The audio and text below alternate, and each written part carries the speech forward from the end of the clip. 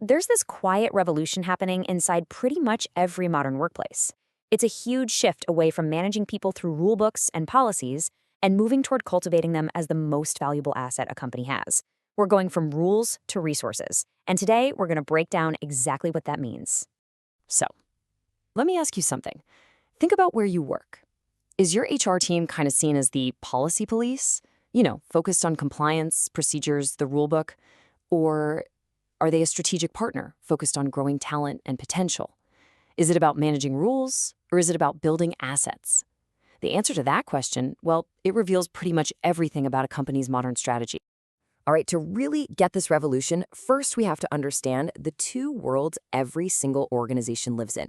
You've got forces pushing on it from the outside and forces shaping it from the inside. And together, they dictate every single people-related strategy. So every company is playing in two sandboxes at the same time. On one side, you have the external world. That's stuff you have to react to, but you really can't control it.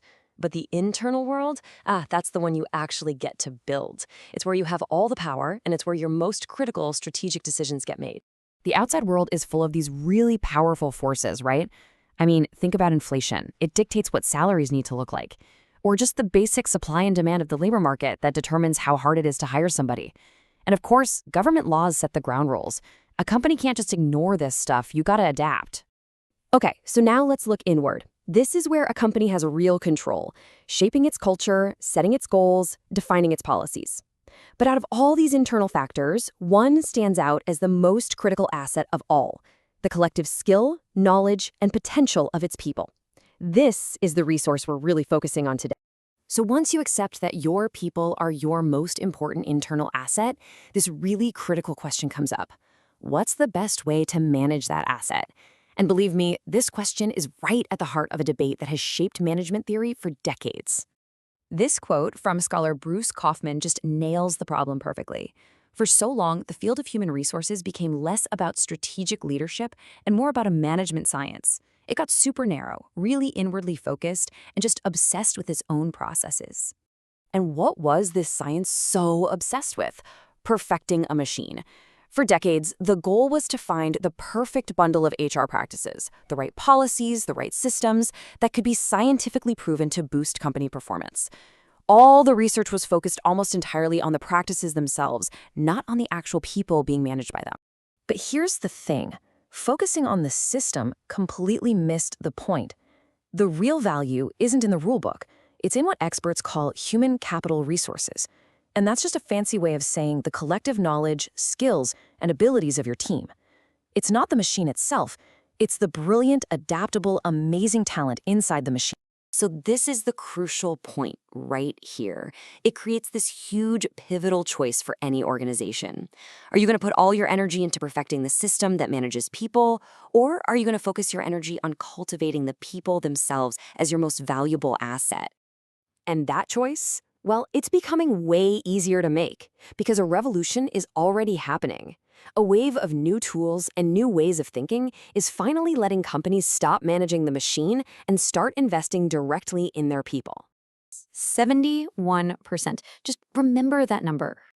That is the percentage of HR executives who now say people analytics are a crucial part of their strategy.